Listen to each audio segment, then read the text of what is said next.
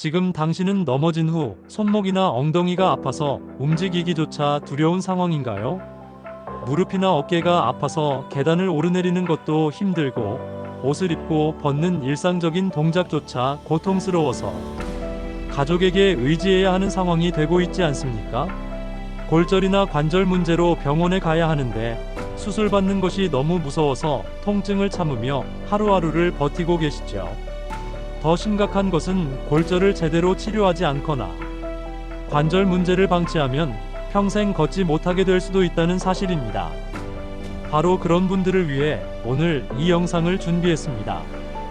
오늘 제가 들려드릴 정형외과 수술에 관한 이야기는 단순한 의학 정보가 아닙니다. 이것은 바로 지금 골절이나 관절 통증으로 고생하고 계신 분들이 다시 건강하게 걷고 일상생활을 되찾기 위해 반드시 알아야 할 생명줄과 같은 정보입니다. 이 영상을 끝까지 보시면 어떤 골절이 위험한지, 관절 수술은 언제 받아야 하는지, 그리고 수술 후 어떻게 관리해야 다시는 같은 문제로 고생하지 않을 수 있는지 정확하게 알게 될 것입니다.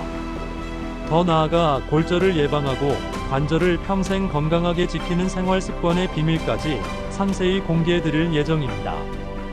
그런데 잠깐, 이 정보를 듣기 전에 반드시 알아야 할 충격적인 사실이 하나 있습니다.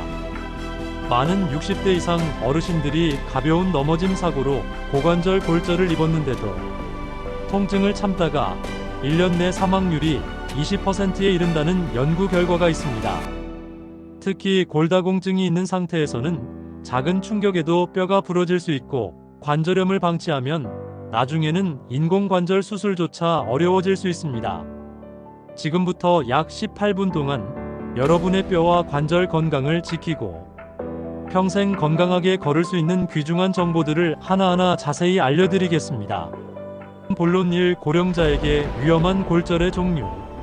먼저 60대 이상 어르신들에게 특히 위험한 골절들을 알아보겠습니다. 가장 위험한 골절은 고관절 골절입니다. 엉덩이 뼈가 부러지는 고관절 골절은 낙상으로 인해 가장 흔하게 발생하며 치료하지 않으면 치명적일 수 있습니다. 고관절 골절의 가장 무서운 점은 합병증입니다. 오래 누워있게 되면 폐렴, 욕창, 혈전증 등이 생겨서 생명이 위험할 수 있습니다. 두 번째로 위험한 것은 척추 압박 골절입니다. 골다공증이 심한 경우 기침만 해도 척추뼈가 주저앉을 수 있습니다. 심한 경우 키가 줄어들고 등이 굽어지며 만성 통증에 시달리게 됩니다. 세 번째는 손목 골절입니다. 넘어질 때 손으로 바닥을 짚으면서 손목뼈가 부러지는 경우가 많습니다. 손목 골절은 비교적 덜 위험해 보이지만 제대로 치료하지 않으면 손의 기능을 잃을 수 있습니다. 네 번째는 어깨 골절입니다. 팔 윗부분의 상완골이 부러지면 팔을 들어 올리는 것이 불가능해집니다. 다섯 번째는 발목 골절입니다. 발목뼈가 부러지면 걷는 것이 매우 어려워지고 제대로 치료하지 않으면 평생 절뚝거리게 될 수 있습니다. 실제로 제가 아는 73세 이모 할머니는 화장실에서 미끄러져서 고관절이 골절되었습니다. 처음에는 그냥 삔 것 같다고 생각하고 참으셨는데 통증이 너무 심해져서 병원에 가니 이미 뼈가 어긋나 있었어요. 응급수술을 받으셔야 했고 수술 후에도 회복에 3개월이나 걸렸습니다. 의사 선생님 말씀으로는 바로 왔다면 더 간단한 수술로 끝났을 텐데라고 하시더라고요. 본론 2. 골절의 응급처치와 진단. 골절이 의심될 때 어떻게 해야 하는지 알아보겠습니다. 가장 먼저 해야 할 일은 움직이지 않는 것입니다. 골절된 부위를 움직이면 뼈가 더 어긋나고 신경과 혈관이 손상될 수 있습니다. 두 번째는 즉시 119에 연락하는 것입니다. 특히 고관절이나 척추 골절이 의심되면 절대 혼자 일어나려고 하지 마세요. 세 번째는 환부를 고정하는 것입니다. 부목이 있으면 사용하고 없으면 잡지나 두꺼운 종이로 대신할 수 있습니다. 네 번째는 냉찜질입니다. 얼음 주머니를 수건으로 감싸서 15분 정도 되면 부기와 통증을 줄일 수 있습니다. 병원에 가면 여러 가지 검사를 하게 됩니다. 기본적으로 엑스레이 촬영을 합니다. 대부분의 골절은 엑스레이로 확인할 수 있습니다. 복잡한 골절이나 관절 내 골절은 CT 검사를 합니다. 3차원 영상으로 뼈의 정확한 상태를 파악할 수 있습니다. 인대나 연골 손상이 의심되면 MRI 검사를 합니다. 뼈뿐만 아니라 주변 연부 조직의 상태까지 자세히 볼 수 있습니다. 골절 치료 방법. 골절의 치료 방법은 크게 보존적 치료와 수술적 치료로 나뉩니다. 보존적 치료는 수술 없이 치료하는 방법입니다. 가장 기본적인 것은 깁스나 부목 고정입니다. 뼈가 크게 어긋나지 않은 단순 골절은 깁스만으로도 치료할 수 있습니다. 보통 4주에서 8주 정도 고정하면 뼈가 붙습니다. 하지만 고령자의 경우 뼈가 붙는 속도가 느려서 더 오래 걸릴 수 있습니다. 수술적 치료가 필요한 경우도 많습니다. 첫 번째 수술 방법은 금속판과 나사못 고정술입니다. 부러진 뼈를 정확히 맞춘 후 금속판과 나사못으로 단단히 고정하는 방법입니다. 대부분의 사지골절에서 사용되며 안정적인 고정이 가능합니다. 두 번째는 골수강내 금속정 삽입술입니다. 긴 뼈의 골절에서 뼈 안쪽에 금속 막대를 넣어서 고정하는 방법입니다. 허벅지뼈나 정강이뼈 골절에 많이 사용됩니다. 세 번째는 인공관절 치환술입니다. 고관절 골절이 심하거나 고령인 경우 뼈를 맞추는 것보다 인공관절로 교체하는 것이 더 나을 수 있습니다. 빠른 회복과 조기 보행이 가능해서 합병증을 줄일 수 있습니다. 실제 골절 수술 사례. 실제 골절 수술을 받으신 분들의 사례를 소개해드리겠습니다.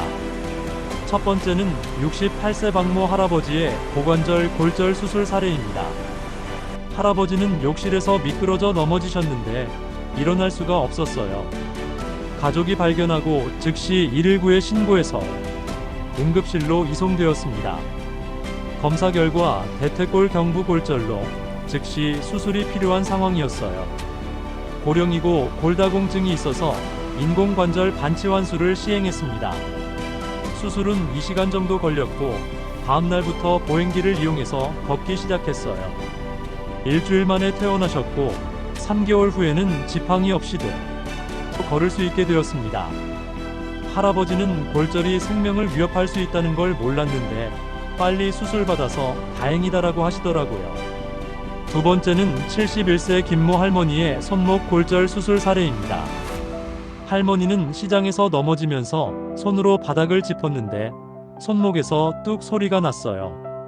병원에서 검사해보니 요골 원위부 골절로 뼈가 많이 어긋나 있었습니다. 금속판과 나사못을 이용한 내고정술을 받으셨어요. 수술은 1시간 반 정도 걸렸고 수술 다음날 퇴원하셨습니다. 2주 후부터 손목 재활 운동을 시작했고 6주 후에는 일상생활이 가능해졌어요. 할머니는 처음에는 수술이 무서웠는데 받고 나니까 통증도 없어지고 손도 잘 쓸 수 있어서 좋다고 하시더라고요. 세 번째는 75세 최모 할아버지의 척추 압박골절 시술 사례입니다. 할아버지는 무거운 물건을 들다가 갑자기 허리에 극심한 통증을 느끼셨어요. MRI 검사 결과 요추 1번의 압박골절이 있었습니다. 척추체 성형술이라는 시술을 받으셨는데 골절된 척추뼈 안에 골시멘트를 주입하는 방법이었어요. 시술 시간은 30분 정도였고 국소마취로 진행되어서 부담이 적었습니다. 시술 후 2시간 만에 일어나 걸을 수 있었고 통증이 극적으로 줄어들었어요.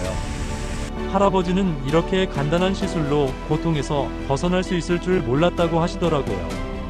잠깐, 혹시 지금 이 영상을 보시면서 유용한 정보를 얻고 계신다면 꼭 구독과 좋아요 버튼을 눌러주시기 바랍니다. 그리고 주변에 골절이나 관절 통증으로 고생하고 계신 분이 있다면 이 영상을 꼭 공유해서 함께 건강해질 수 있도록 도와주세요. 본론 5관절 질환의 종류와 증상. 이제 관절 질환에 대해 알아보겠습니다. 가장 흔한 관절 질환은 퇴행성 관절염입니다. 나이가 들면서 관절 연골이 닳아 없어지는 질환으로 무릎과 고관절에 가장 많이 발생합니다. 초기에는 움직일 때만 아프지만 진행되면 쉴 때도 아프고 밤에 잠을 깨기도 합니다. 계단을 오르내릴 때 통증이 심해지고 관절에서 소리가 나기도 합니다. 두 번째는 회전근개 파열입니다. 어깨를 움직이는 힘줄이 끊어지는 질환으로 팔을 들어올리기 어렵습니다. 처음에는 야간 통증이 심하고 진행되면 팔을 올리는 것 자체가 불가능해집니다. 세 번째는 반월상 연골 파열입니다. 무릎 안쪽에 쿠션 역할을 하는 연골이 찢어지는 질환입니다. 무릎에서 딱딱 소리가 나고 무릎이 갑자기 잠기는 증상이 나타납니다. 네 번째는 십자인대 파열입니다. 무릎의 안정성을 유지하는 인대가 끊어지는 부상입니다. 운동 중에 많이 발생하지만 고령자도 넘어지면서 다칠 수 있습니다. 다섯 번째는 족저근막염입니다. 발바닥의 근막에 염증이 생기는 질환으로 아침에 첫 발을 디딜 때 극심한 통증이 있습니다. 본론 6관절 수술의 종류, 관절 질환의 수술적 치료 방법들을 알아보겠습니다. 첫 번째는 관절경 수술입니다. 작은 구멍을 통해 카메라와 수술기구를 넣어서 관절 내부를 치료하는 최소 침습 수술입니다.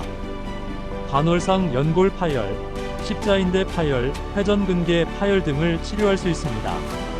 절개가 작아서 통증이 적고 회복이 빠른 장점이 있습니다. 두 번째는 관절 성형술입니다. 관절 연골의 손상된 부분을 다듬고 정리하는 수술입니다. 초기 관절염에서 통증을 줄이고 진행을 늦출 수 있습니다. 세 번째는 절골술입니다. 다리뼈의 정렬을 교정해서 관절의 하중을 재분배하는 수술입니다. 젊은 환자나 한쪽 관절만 손상된 경우에 효과적입니다. 네 번째는 인공관절 치환술입니다. 손상된 관절을 인공관절로 교체하는 수술로 말기 관절염의 최종 치료법입니다.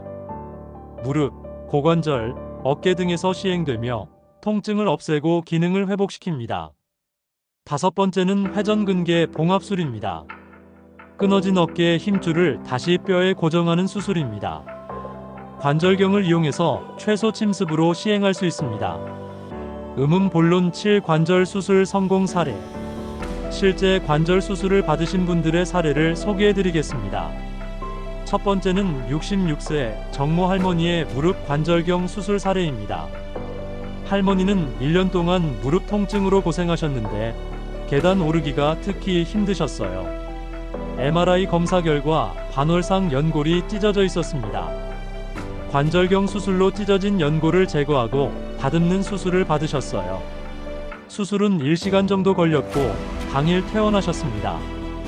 2주 후부터 재활 운동을 시작했고 한 달 후에는 계단도 오를 수 있게 되었어요. 할머니는 수술이 이렇게 간단할 줄 몰랐다.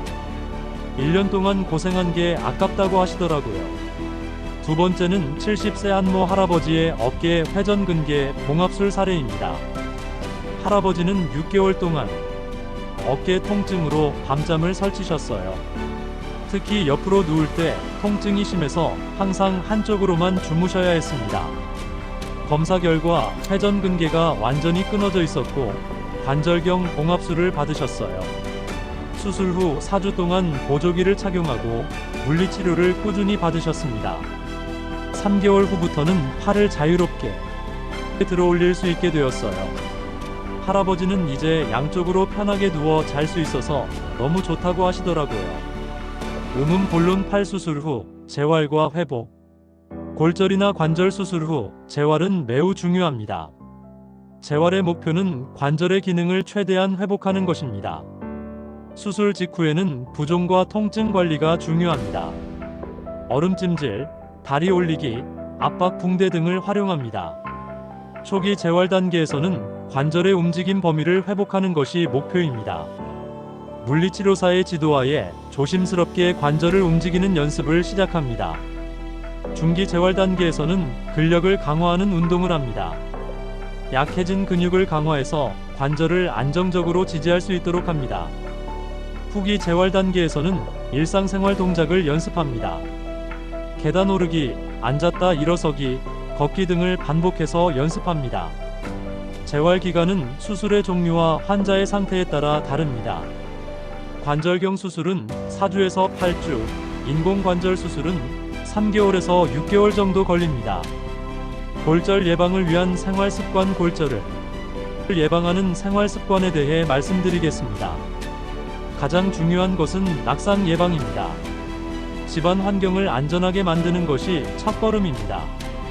화장실과 계단에 안전 손잡이를 설치하세요. 바닥에 물기를 즉시 닦고 미끄럼 방지 매트를 깔아주세요. 전선이나 물건을 바닥에 두지 말고 조명을 밝게 유지하세요.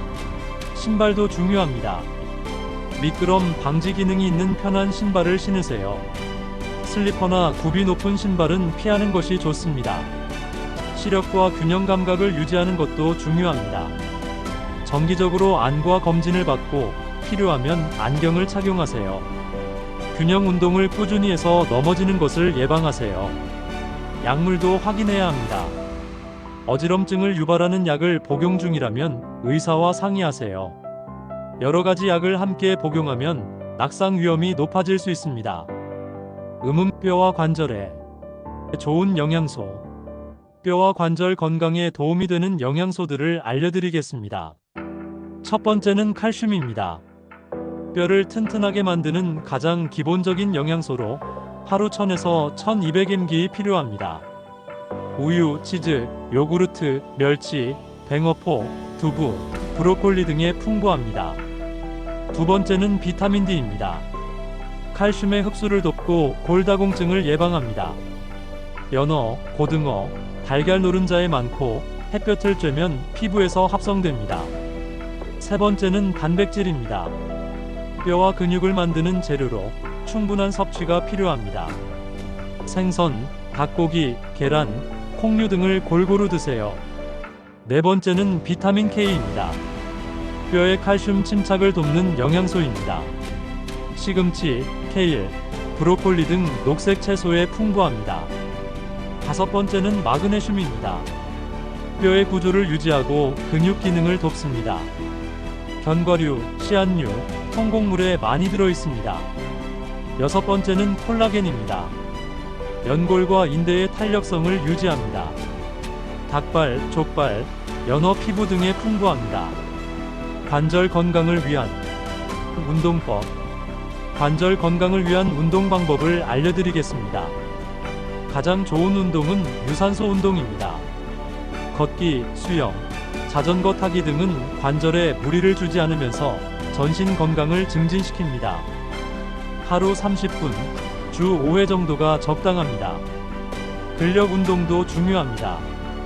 관절 주변 근육을 강화하면 관절을 보호할 수 있습니다. 아령이나 탄력 밴드를 이용한 가벼운 근력 운동을 주 2에서 3회 하세요. 유연성 운동도 필수입니다. 스트레칭을 통해 관절의 움직임 범위를 유지하세요. 운동 전후로 5에서 10분씩 스트레칭하는 습관을 들이세요.